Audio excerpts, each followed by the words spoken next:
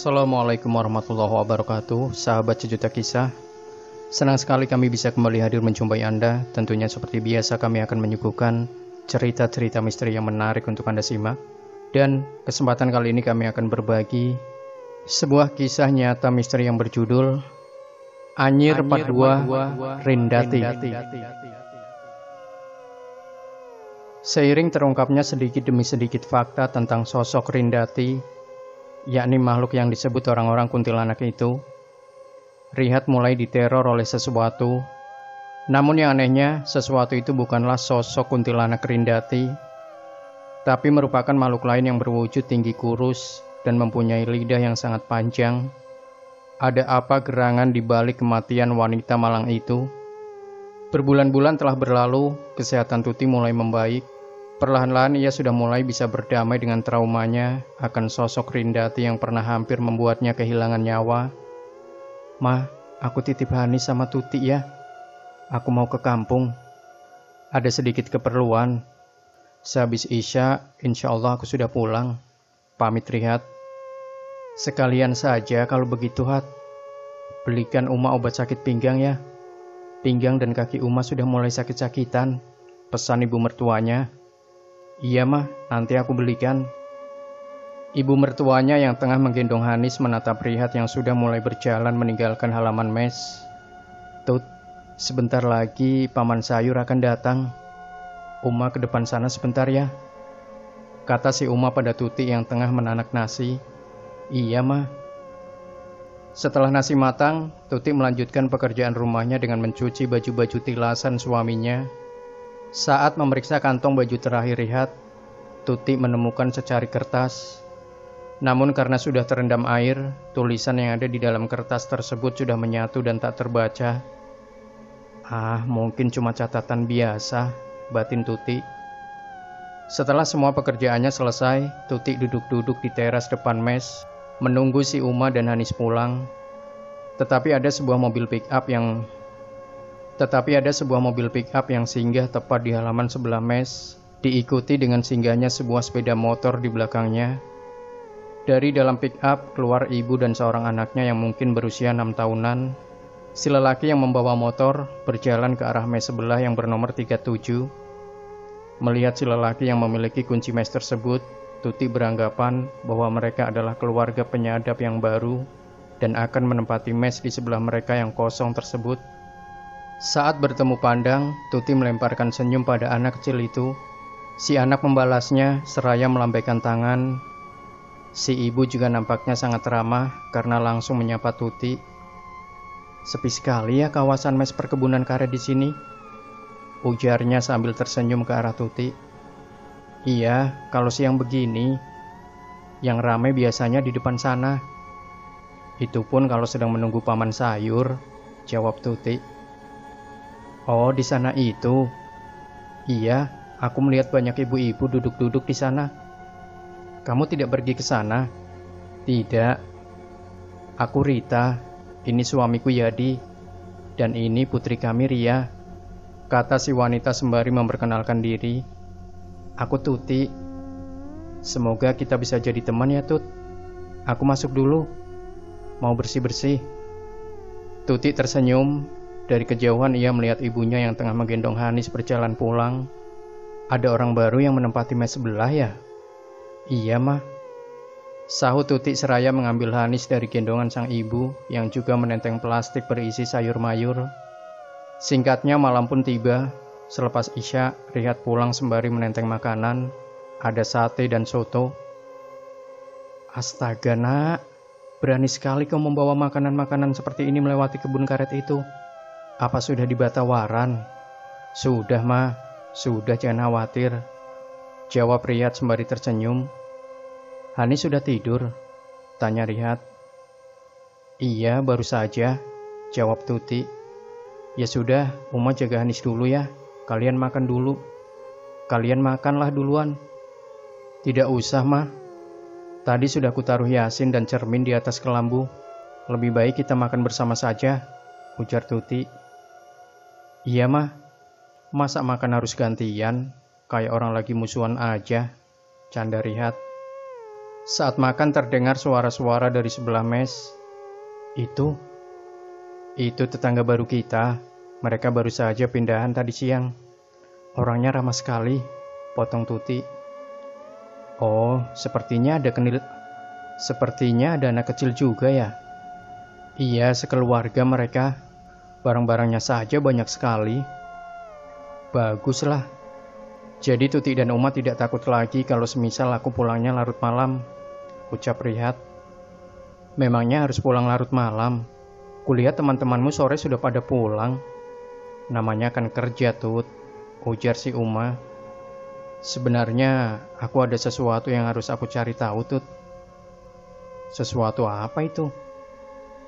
Nanti ku beritahu kalau sudah waktunya, jawab Rihat seraya memakan makanannya.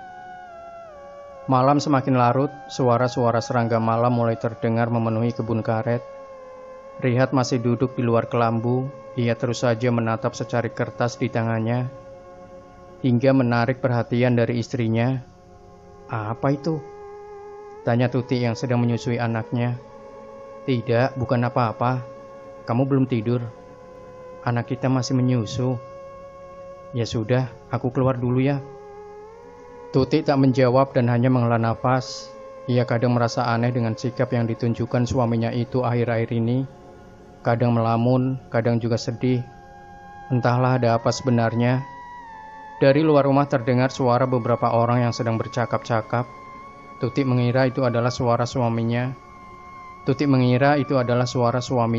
Dan suara si tetangga baru mereka. Lalu ia memutuskan untuk tidur. Dia, pergi. Racauan suaminya yang mengigau membuat Tuti terbangun. Bangun, hei, Rihat, dengar, hei, bangun. Rihat terbangun dengan keringat dingin membasahi tubuhnya, nafasnya tampak terengah-engah. Kamu mimpi apa? Tanya Tuti. Rihat masih mengatur nafasnya yang berantakan. Susah sekali rasanya untuk jujur pada istrinya. Ia sangat takut kalau dengan menceritakan semuanya malah akan membuat Tuti kembali jatuh sakit karena mengingat tentang makhluk itu. Bukan apa-apa, ayo tidur lagi. Aku mau minum ke dapur dulu, jawab Rihat. Akhirnya Tuti menghela nafas panjang. Lagi-lagi suaminya bertingkah aneh. Apa yang sedang Rihat sembunyikan dariku? Batin Tuti. Cerita ini sudah lama sekali. Rindati adalah gadis yang periang dan lugu. Parasnya sangat amat cantik, dengan lesung pipi di kedua belah pipinya. Senyumnya begitu manis. Suaranya yang merdu jika sedang bersenandung. Dia mempunyai seorang adik yang kala itu berusia kurang dari 1 tahun. Dia sering bermain dengan anak-anak kecil di bawah pohon tua yang sekarang berada di dekat mes kalian itu. Di sana dulu ada bekas tali ayunan yang dibuat untuk Rinda bermain bersama anak-anak desa lainnya.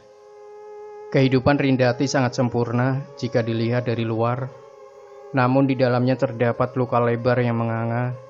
Ya, luka itu tercipta dari perselingkuhan ayahnya dengan seorang perempuan. Perempuan itu datang ke rumah keluarga Rindati, hidup di tengah-tengah keluarga kecil itu, hingga akhirnya diikuti oleh anak tiri si ayahnya tersebut. Lalu mereka semua tinggal berumah bersama. Awalnya terlihat baik-baik saja, sampai suatu ketika kejadian memilukan terjadi. Rindati diperkosa oleh saudara tirinya. Tidak hanya sampai di situ, Rindati digilir hingga mati. Sejak saat itu, hilang sudah keceriaan Rindati. Gadis cantik dan manis itu hilang bagai ditelan bumi. Tak pernah ada lagi terlihat bermain bersama teman-temannya. Beberapa tahun kemudian, barulah semuanya terungkap. Bahwa Rindati sudah mati, dan mayatnya dimakamkan tepat di bawah pohon besar tersebut. Tak ada warga yang berani menggali makamnya, karena warga diminta untuk tutup mulut. Jika tidak ingin bernasib sama, dan karena pada saat itu mereka adalah orang-orang yang berada, maka mau tak mau kami harus ikut merahasiakan kejadian tersebut. Hingga sampailah waktunya ketika arwah Rindati datang, membuat satu persatu bayi-bayi di sini sakit dan meninggal. Sampai banyak warga yang pindah ke desa lain saat mereka tengah hamil, karena takut jika anaknya lahir akan menjadi korban keganasan arwahnya Rindati. Cerita kakek Ilman. Cerita itu terus saja terngiang-ngiang di telinga Rihat, hingga tanpa sengaja mata pahatnya patah, karena ternyata yang ia pahat adalah batang dalam pohon karet yang sangat keras. Ah, patah, gumam Rihat. Karena tak punya pahat pengganti, akhirnya Rihat mencari-cari temannya untuk dimintai pinjam pahat cadangan mereka. Berjarak tak jauh darinya, ada Yadi yang juga tengah mulai menuri. "Boleh aku pinjam pahatmu? Punya aku patah keduanya," ujar Rihat. "Boleh, ini pakai saja," kata Yadi seraya menyerahkan pahat cadangannya. "Terima kasih ya, nanti kalau sudah sampai mes akan kukembalikan." "Pakai saja, aku belum membutuhkan pahat itu." "Sekali lagi terima kasih ya." "Iya, sama-sama." Selesai menyadap karet, mereka pulang bersama. Sekitar pukul 3 sore mereka sudah sampai di mes, karena Yadi memanglah berangkat menggunakan motornya. "Ini pahatmu. Aku mau ke kampung juga hari ini untuk membeli pahat yang baru. Terima kasih atas pinjamannya ya," ucap Rihat saat mengembalikan pahat milik tetangga barunya tersebut. "Kau mau ke kampung? Boleh aku ikut? Soalnya aku mau membeli rokok. Kemarin saat pindah lupa," ujar Yadi. Rihat terdiam sebentar, lalu menyetujui untuk Yadi ikut. "Ya sudah kalau begitu. Aku makan dan siap-siap terlebih dulu ya," lanjutnya. Di dalam rumah terlihat Tuti yang sedang duduk melipat pakaian. "Mau kemana?" "Mau beli pahat ke kampung, pahatku patah."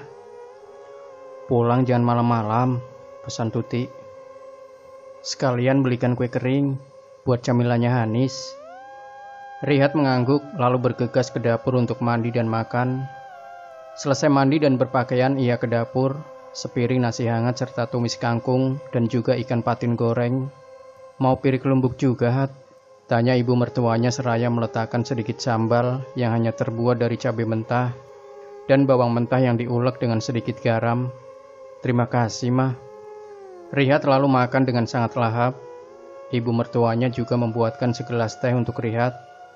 Namun Rihat hanya meminum separuh gelas saja karena terdengar suara Yadi dari arah luar.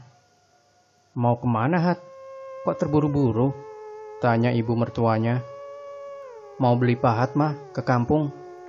Memang ada yang jual pahat selain pasar?" "Ada, Mah." "Oh ya sudah, pamit istrimu sama anakmu dulu sana. Hati-hati di jalan ya, Nak," kata mertuanya lagi. "Iya, Mah." Setelah makan, ia pun masuk sebentar ke dalam kamar, mengambil dompet dan uangnya. "Aku pergi dulu ya, Tut. Cuma kue kering kah yang dibeli? Kamu tidak mau pesan apa-apa?" "Kalau untukku, terserah kamu saja mau belikan apa." Rihat mengangguk, setelahnya langsung keluar.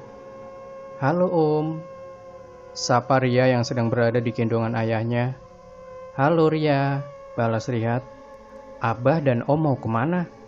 "Mau ke kampung." "Ria mau dibelikan makanan apa?" tanya ayahnya. "Kalau boleh Rianya mau mainan rumah-rumahan, Bah," ucap polos anak itu. "Kalau mainan tidak ada yang jual, iya kan Om Rihat?" ujar Hadi memberi kode agar mengiyakan.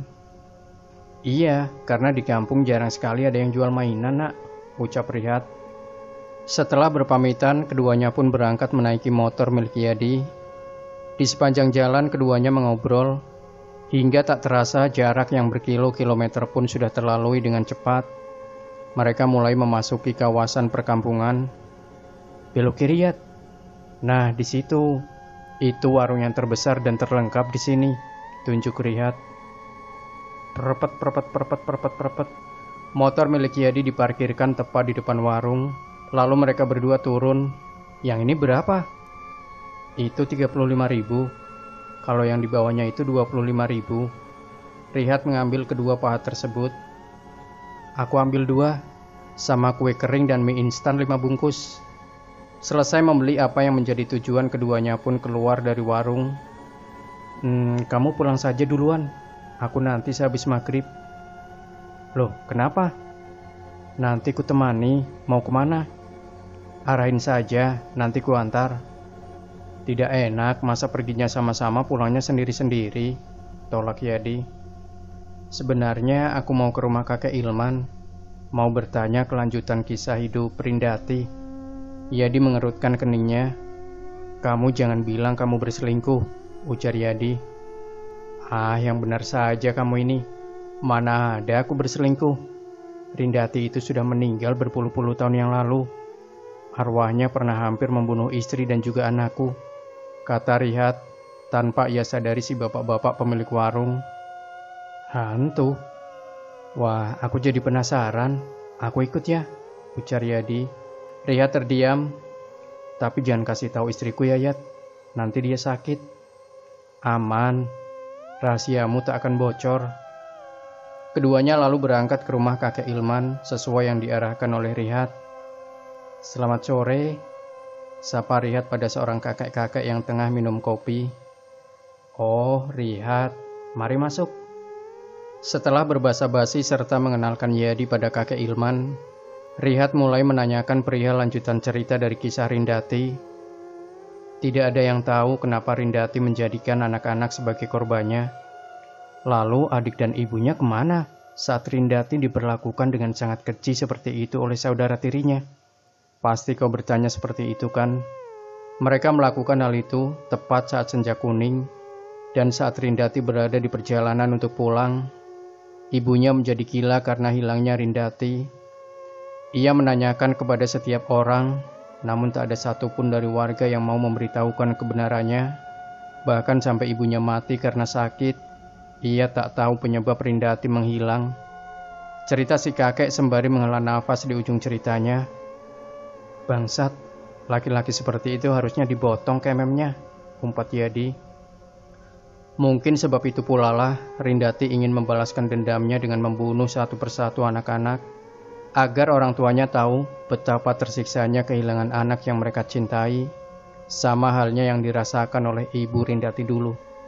Saat mereka sedang asik bercerita, tiba-tiba datang seorang kakek-kakek yang Rihat pun tidak tahu siapa orang tersebut. Namun anehnya, kakek Ilman tampak menunduk dan serba salah saat si kakek asing itu datang. Ku dengar kalian asik sekali mengobrol. Memangnya tentang apa? Tanya si kakek yang baru datang dengan senyum tipis di bibirnya. Bukan tentang apa-apa. Mereka kemari hanya bercerita masalah sadapan getah. Oh ya? Kalian berdua bukannya tadi mau pulang? Tanya kakek Ilman setengah mengusir. Matanya sayu dan menatap lekat kepada Rihat, seolah-olah memberi isyarat kalau mereka harus cepat-cepat pergi dari sana. Oh, iya. Ya sudah, kalau begitu kami berdua pamit permisi pulang dulu ya.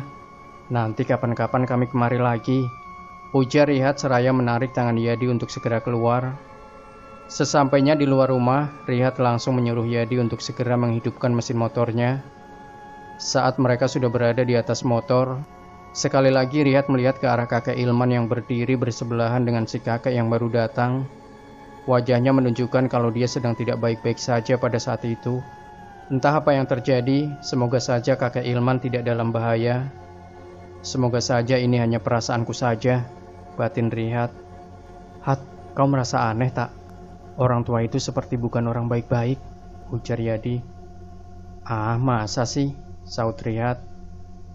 Lalu keheningan pun tercipta.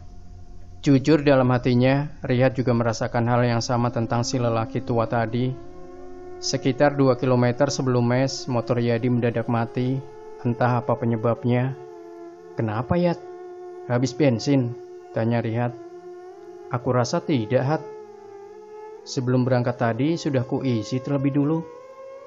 Yadi berusaha memperbaiki motornya, namun karena tidak adanya penerangan, alhasil ia tak bisa melihat apa-apa. Kurasa aku tidak bisa memperbaikinya. Kau tak keberatan kan kalau kita jalan kaki saja? Sama sekali tidak, Yat. Ayo, mari ku bantu mendorong. Cahaya bulan samar-samar menerangi langkah mereka di tengah perkebunan karet. Mengapa perasaanku tak enak, Yat? Sama, perasaanku juga tidak enak, ujar Rihat seraya ikut mendorong motor Yadi. Keduanya melangkah begitu tergesa-gesa. Hingga tak berapa lama, Dari depan jalanan keduanya melihat sebuah bayangan yang sangat tinggi. "Hat, aku juga lihat, Yat." Mereka berdua diam di tempat tak berani melanjutkan langkahnya. Saat sosok bertubuh tinggi tersebut menghilang, barulah mereka berdua bisa menghela nafas sedikit dan kembali mempercepat langkahnya. "Di depan sana tanjakan. Kita lari dari sini saja, Hat. Kau siap kan? 1, 2, 3. 1, 2, 3. Dan tak terasa, mungkin juga karena dikejar rasa was-was dan takut, perjalanan berduanya pun sudah hampir sampai. Ujung mes yang dekat musola dan gereja sudah terlihat. Alhamdulillah, kita sudah hampir sampai, Yat. Saat keduanya melalui pohon besar yang menjadi kediaman hantu Rindati, mereka berdua dikagetkan dengan suara teriakan yang membuat motor Yadi jatuh karena ditinggal lari begitu saja. Nafas mereka tersengal. "Kau dengar?" tanya Rihat yang langsung membuat Yadi mengangguk. "Motormu, Yat." "Biarlah di situ, aku takut."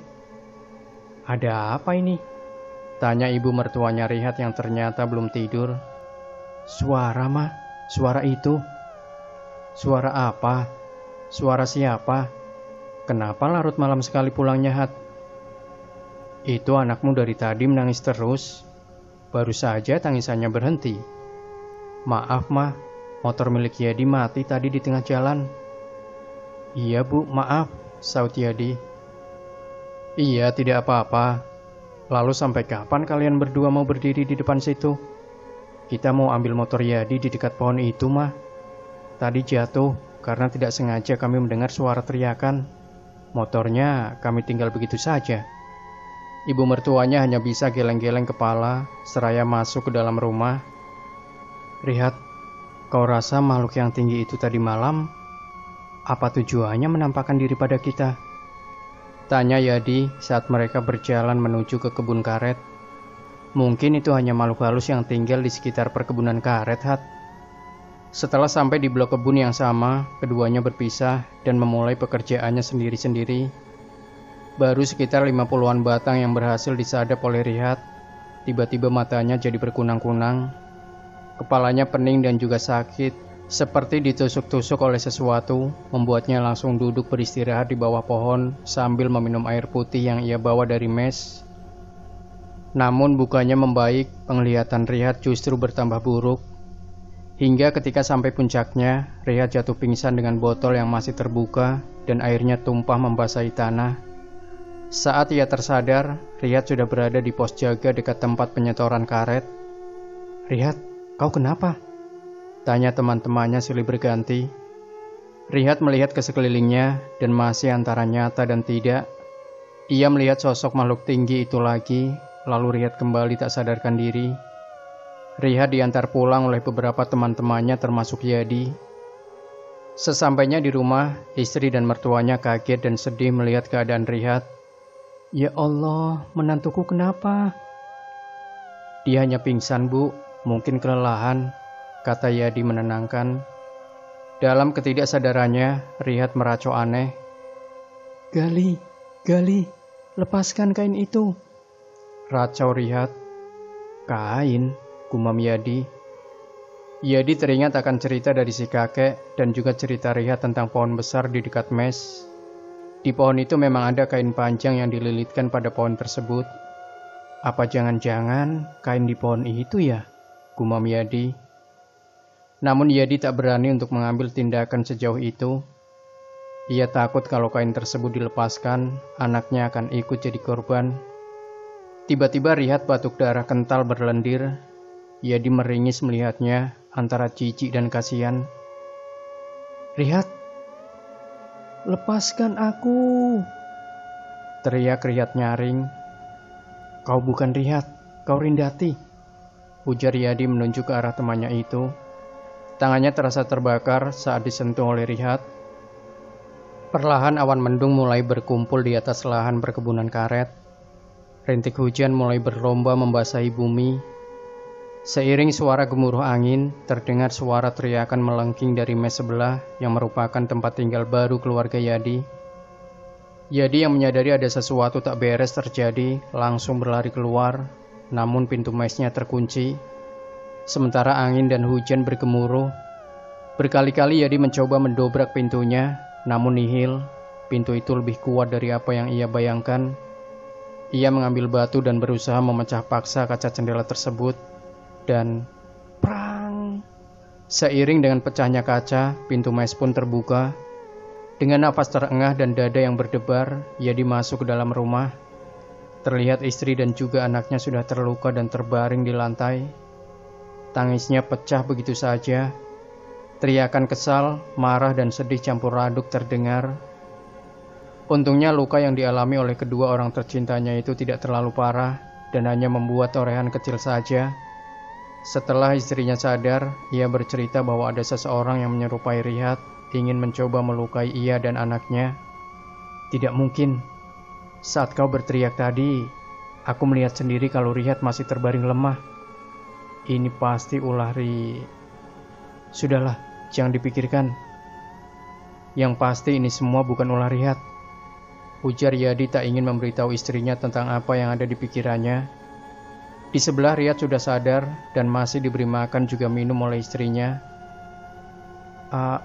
Aku melihat sosok yang lain, kata Rihat terbata. Shh, jangan bahas itu dulu.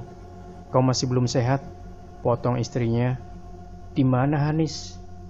Dia bersama Uma. Perasaanku selalu terasa tak nyaman, Tut. Aku merasa seperti ada yang sedang mengawasi kita. Kain itu masih ada di pohon kah? Lanjut Rihat. Masih ada? Memangnya ada apa? Aku takut dia kembali, jawab Rihat. Kau tadi meracau, kau menyebut Gali dan Kain. Apa kau ingat? Tanya Tuti. Rihat menggeleng. Rihat, kau pasti tak akan percaya dengan apa yang anak dan istriku alami. Mereka melihatku hendak melukai istri dan anakku. Padahal aku sendiri berada di sini bersamamu dan istrimu. Ujar Yadi yang baru saja masuk ke dalam. Tuti mengerutkan keningnya. Suamiku tak kemana-mana, sahut Tuti. Maka dari itu, aku rasa ada sesuatu yang menyerupai kamu, Hat. Yang bahkan mungkin juga bisa menyerupai aku, istrimu atau siapapun yang akan membuat kita berselisih. Rihat terdiam, dadanya naik turun. Tak mungkin rasanya ini ulah Rindati. Apa jangan-jangan ada yang mengirimkan sesuatu hal yang gaib pada kita? Aku tidak tahu siapa. Yang pasti jika dibiarkan, ini akan membuat kita dalam bahaya. Aku harus ke rumah ke Ilman, lanjut Yadi.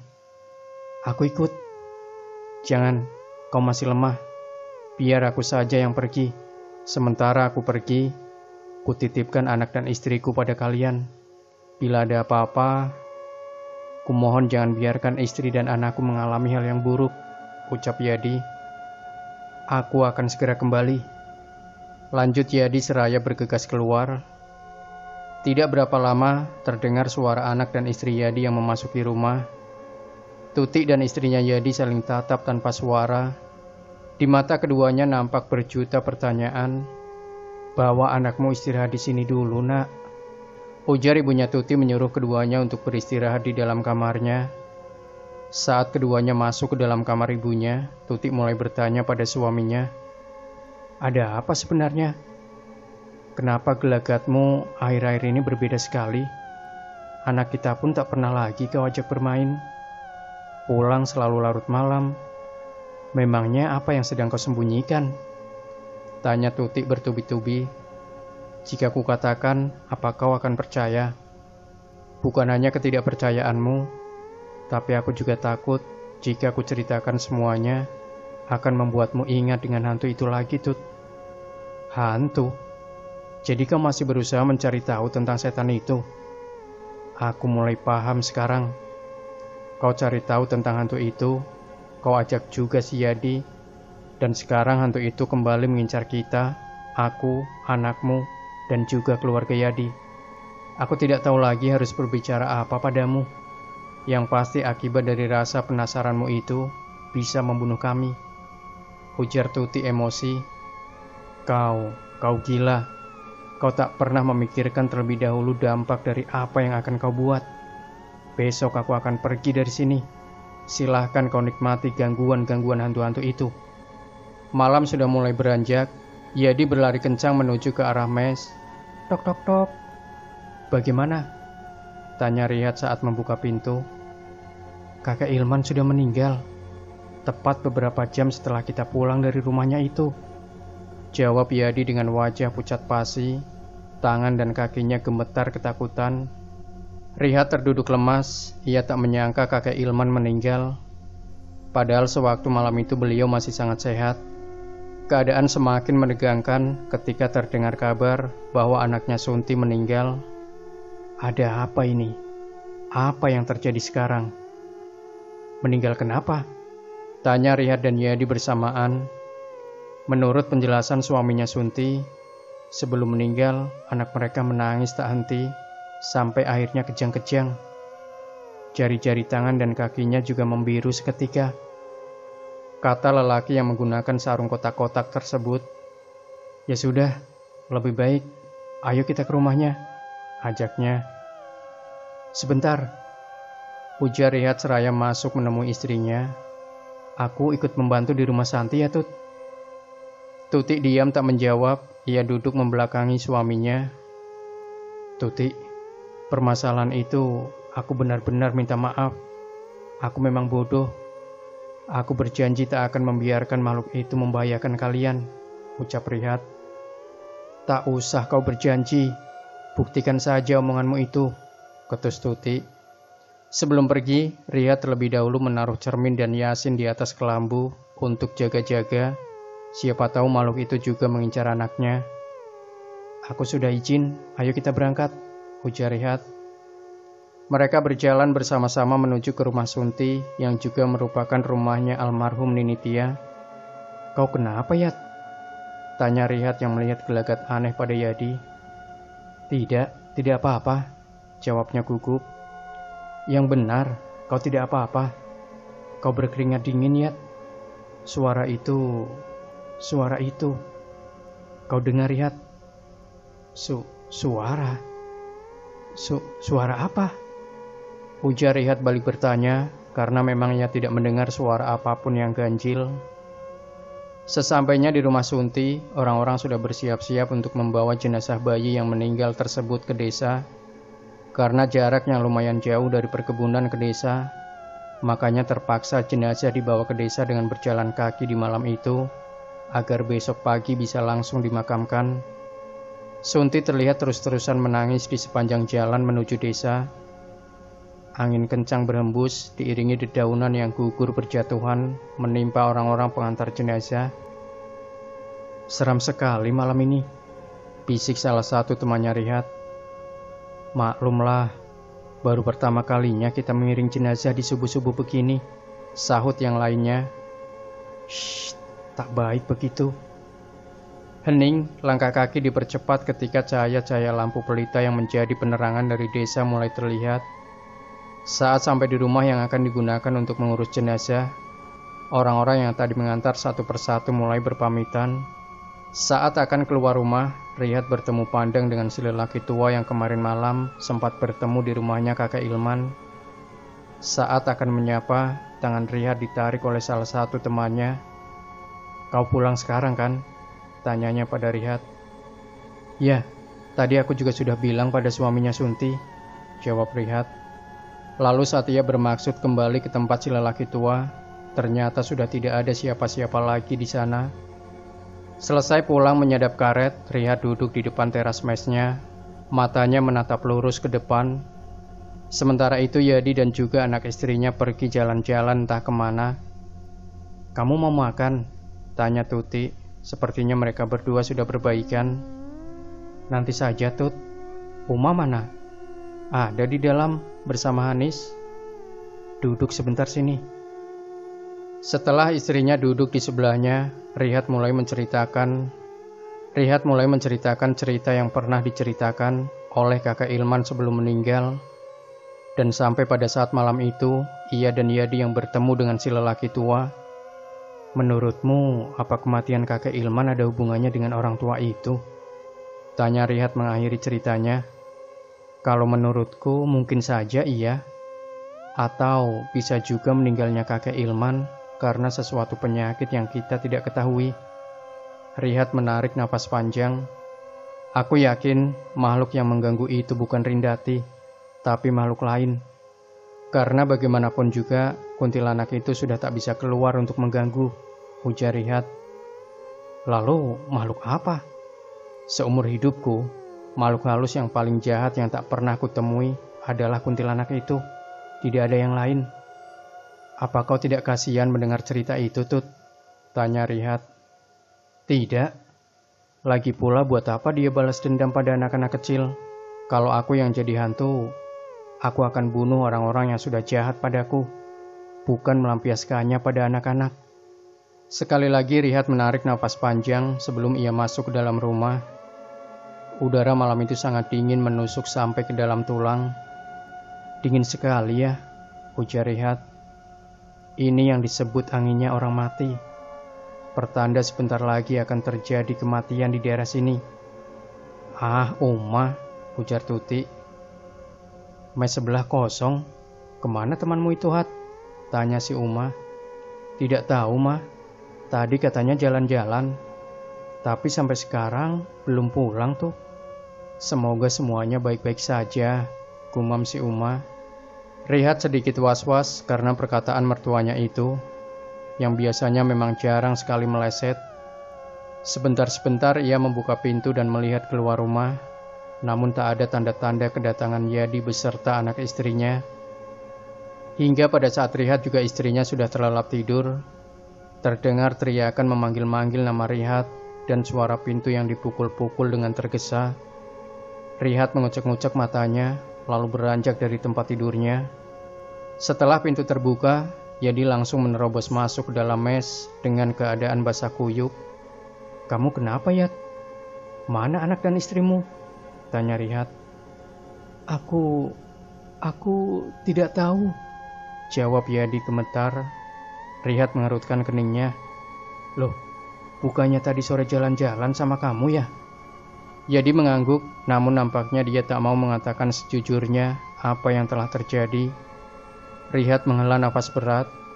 Istri dan anakmu di mana? Kenapa kau kemari seorang diri? Apa yang sudah terjadi? Hah? Ujar Rihat sedikit emosi. Di jalan tadi istriku bersikap aneh. Dia melukaiku. Aku rasa dia sudah kemasukan. Dia membawa anak kami pergi. Aku tidak berani mengejarnya, Rihat. Astaga, jadi kau biarkan anak kalian dibawa begitu saja? Ya Tuhan, sekarang juga ayo kita ke sana. Kita cari anakmu sampai dapat, ujar Rihat. Iya, tapi... Shh, tidak ada tapi-tapian. Aku pernah di posisi ini, Yat. Kau tahu? Rihat lalu berjalan ke arah kamar mertuanya untuk berpamitan. Ma, aku keluar sebentar. Tolong temani Hanis dan Tuti di kamar ya, Ma. Memangnya kamu mau kemana, Hat? Malam-malam begini. Sebentar saja, Ma. Jawabnya lalu pergi. Ayo. Ajak Rihat pada Yadi seraya menarik tangan temannya tersebut. Mereka berjalan di bawah gelapnya malam, ditemani suara-suara binatang malam yang bersahutan di pepohonan. Dari kejauhan mata Rihat menangkap sebuah bayangan hitam yang berdiri di tengah jalan. Di mana tempat terakhir istrimu tadi, Yat? Tanya Rihat pada Yadi yang berjalan di belakangnya. Di depan sana, tunjuk Yadi. Lamat-lamat terdengar suara nyanyian yang biasanya digunakan untuk menidurkan anak-anak di desa. Itu seperti suara istriku, Hat. Mereka berdua memasuki area pohon-pohon karet, mencari asal suara tersebut. Dan tidak berapa lama, senter yang dipegang oleh Rihat diarahkan ke sekeliling. Terlihat di bawah sebuah pohon, istri dan anaknya Yadi sedang duduk dengan wajah yang pucat. Saat Yadi dan Rihat mendekat, istrinya Yadi berteriak sangat nyaring ke arah mereka. Dengan perasaan yang campur aduk antara takut dan berani, Rihat langsung memegangi tangan istrinya Yadi. Pegangi kakinya, Yad. Siapa kau, hah? Rindati. Bukan. Kau bukan dia. Aku yakin kau bukan dia, teriak Rihat. Istrinya Yadi juga ikut berteriak tak kalah nyaring hingga membuat binatang-binatang malam menjadi senyap. Tampar pipinya, Yad. Plak. Dan sesaat kemudian, tubuh wanita itu terkulai lemah. "Angkat dan bawa pulang, biar aku yang menggendong anakmu," ujar Rihat. Tanpa mereka ketahui kalau di dalam mesnya, Tuti yang sedang minum air di dapur dibuat pingsan setelah melihat penampakan sosok kurus tinggi yang tepat berdiri di belakangnya, membuat ibunya khawatir dan ketakutan. Di luar kelambu terlihat bayangan-bayangan aneh yang berjalan ke sana kemari, namun tak ada satupun yang berani masuk ke dalam kelambu. Anaknya Tuti yang masih kecil tersebut seakan menyadari kalau ia dan neneknya sudah dikepung oleh makhluk-makhluk alam lain itu, langsung menangis sangat nyaring. Atap-atap mes terdengar seperti diinjak-injak, namun entah makhluk apa yang berada di sana. Ibunya Tuti terus berzikir sambil memeluk erat cucunya. Tangisan Anis masih terus terdengar, bahkan semakin keras. "Rihat, sepertinya kita salah jalan," ujar Yadi dengan nafas ngos-ngosan. Rihat melihat ke sekelilingnya, semuanya nampak sama. Dan memang benar mereka sudah berjalan berputar mengelilingi pepohonan karet, namun tak kunjung menemukan jalan yang mengarah ke mes. Rihat menarik nafas panjang. Sambil membaca doa-doa yang ia ingat dan hafal, Rihat berjalan maju dengan penuh keyakinan. Tidak berapa lama kemudian, akhirnya mereka sampai di tepi jalan yang akan membawa mereka pulang. Namun baru beberapa langkah saja mereka berjalan, terlihat sebuah sosok tinggi yang berjalan ke arah mereka. "Rihat, tenang, jangan takut, berdoalah." Yadi dan Rihat berdoa sesuai dengan apa yang pernah mereka pelajari. Beberapa doa pendek yang biasanya dipakai sebelum masuk ke WC ataupun sesudah berwudu, ia baca dengan penuh keyakinan. Anda jika tidak sedang berada di posisi tersebut, mungkin doa-doa pendek yang dibaca Yadi itu akan membuat geli perut dan telinga orang yang mendengarnya. Namun mereka tak ada yang mempedulikan itu semua. Yang terpikirkan hanyalah keselamatan. Dan untungnya mereka saat berlari sambil menggendong istri dan anak Yadi itu, bertemu dengan beberapa orang yang sedang berjaga. Mereka langsung ditolong dan diantarkan ke rumah. Namun pintu rumah terkunci. Di dalam juga terdengar suara-suara teriakan serta tangisan dari ibunya Tuti. "Ampun Tut, jangan Tut," teriak ibunya, yang membuat Rihat seketika melotot. Ia tahu sedang terjadi sesuatu yang tidak diinginkan di dalam. Dengan sekuat tenaga, Rihat dibantu beberapa orang yang tadi menolong mereka untuk membuka paksa pintu mes. Berkali-kali percobaan selalu gagal, seperti ada sesuatu yang sangat kuat menahan pintu tersebut. Hingga di percobaan kesekian kalinya, pintu pun dapat terbuka. Ibunya Tuti ditemukan sudah dalam keadaan kritis dengan masih memeluk erat cucunya. Darah ada di mana-mana. Sementara Tuti juga tergeletak penuh darah di lantai dengan linggis di tangannya. Rihat tak bisa membendung air matanya lagi. Ia tak menyangka kalau semua ini akan terjadi lagi pada keluarganya. "Ah!" teriak Rihat patah. Beberapa orang yang tadi menolong mereka mencoba mengambil anaknya Rihat dari pelukan sang nenek. Dan untungnya, meski terluka di bagian tangan, bayi itu masih hidup. Rihat berjalan keluar rumah, ia menuju pohon besar. Rihat melepaskan kain yang melilit pohon tersebut. "Aku perintahkan kau balaskan dendamku, Rindati," ujar Rihat dipenuhi dengan emosi. Angin berhembus sangat kencang, menjatuhkan ranting-ranting pohon tua. Gemerisik daun yang tertiup angin bertambah seram suasana. Tuti terbatuk, ia kaget melihat tangannya yang sudah dipenuhi dengan darah. Ada apa ini?" tanya Tuti terbata. Tiba-tiba ia kembali terbatuk dan memuntahkan begitu banyak darah. Atap-atap mes berjatuhan ke tanah, membuat beberapa orang yang berada di sana saling tatap dan mendekat. Dan tidak lama setelah itu, Tuti kembali tak sadarkan diri. Rihat terus mengikuti bayangan perempuan itu yang mengarah ke desa. Di matanya terpancar amarah yang begitu besar. Dendamnya kini bersatu dengan dendam kesumat milik Rindati. Perjalanan ke desa tersebut terasa begitu cepat. Saat Rihat mengikuti sosok Rindati ke sebuah rumah yang berada di ujung desa, ia melihat si lelaki tua. "Buah!" Riyad terpental saat akan masuk ke dalam rumah itu. Rindati menatapnya tajam dan berteriak begitu mengerikan. Riyad mundur karena ia tahu arwah itu sangat jahat dan tak mungkin bisa ia perintah. Pintu tertutup, suasana mendadak senyap. Rintik hujan mulai turun sedikit demi sedikit. "Riyad!" panggil Yadi yang menyusulnya menggunakan sepeda. "Dari mana kau tahu aku di sini?" "Sudah, jangan tanyakan itu dulu. Mertuamu meninggal. Istrimu sekarat dan anakmu terluka. Lebih baik kau ikut aku ke perkebunan. Kita harus secepatnya membawa mereka keluar dari wilayah itu," ujar Yadi seraya menarik tangan Riyad. "Mertuaku sudah meninggal. Istriku sekarat," tanya Riyad gemetar. Riyad berlari pulang, diikuti Yadi yang mengayuh sepedanya. Mereka melewati perkebunan, namun waktu sepertinya sangat lambat. Terasa begitu lama jarak yang mereka tempuh untuk sampai ke mes. Isak tangis Riyad tak berhenti melihat jasad mertuanya yang sudah terbujur. Ia benar-benar sangat kehilangan, karena ia tak lagi menganggap mertuanya sebagai orang lain atau orang tua dari istrinya, tapi sebagai pengganti orang tuanya yang sekarang entah di mana keberadaannya. "Hanis, Tuti," ucapnya gemetar. Ibu mertua Riyad telah selesai dimakamkan, sementara Tuti masih terbaring lemah tak sadarkan diri. Sedangkan anaknya kini dijaga oleh istrinya Yadi. Hari-hari berlalu, keadaan Tuti semakin membaik, namun ia masih tak mau berbicara sedikit pun. Alih-alih berbicara, Tuti malah tertawa-tawa sampai menangis dan meraung-raung tak karuan. Anaknya pun tak lagi ia hiraukan. Tuti menjadi gila setelah semua peristiwa mengerikan yang telah terjadi padanya juga keluarganya. Namun begitu, Riyad masih tetap setia mengurus Tuti dan anaknya. Tak pernah sekalipun ia mengeluh.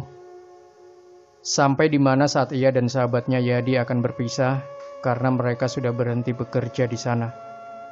Tapi setelah kejadian malam itu, tak ada yang tahu siapa si kakek misterius. Karena yang tahu detailnya adalah almarhum kakek Ilman. Namun kuat dugaan kalau beliau adalah salah satu pelaku pembunuhan Rindati. Setelah kejadian itu juga, Yadi ataupun Riyad berusaha keras agar cerita pilu keluarganya tidak menyebar di wilayah itu. Mereka menutup mulut rapat-rapat. Mereka juga bukan asli penduduk yang berasal dari wilayah tersebut.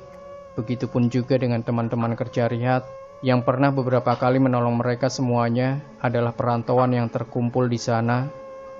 Dan semenjak kejadian malam itu juga, arwah Rindati sudah tak pernah muncul untuk mengganggu. Meskipun kadang-kadang masih suka terdengar suara-suaranya yang tengah bersenandung. Kalau untuk Yadi, kenapa bisa tahu kalau Riyad berada di rumah tersebut? Ia tak pernah mengatakan apapun, bahkan sampai saat mereka berpisah untuk pulang ke daerah mereka masing-masing. Demikian sahabat Sejuta Kisah, jangan lupa tinggalkan komentar Anda, like, share video ini, subscribe channel Sejuta Kisah, dan kembali nantikan cerita-cerita misteri terbaru dari kami. Wassalamualaikum warahmatullahi wabarakatuh.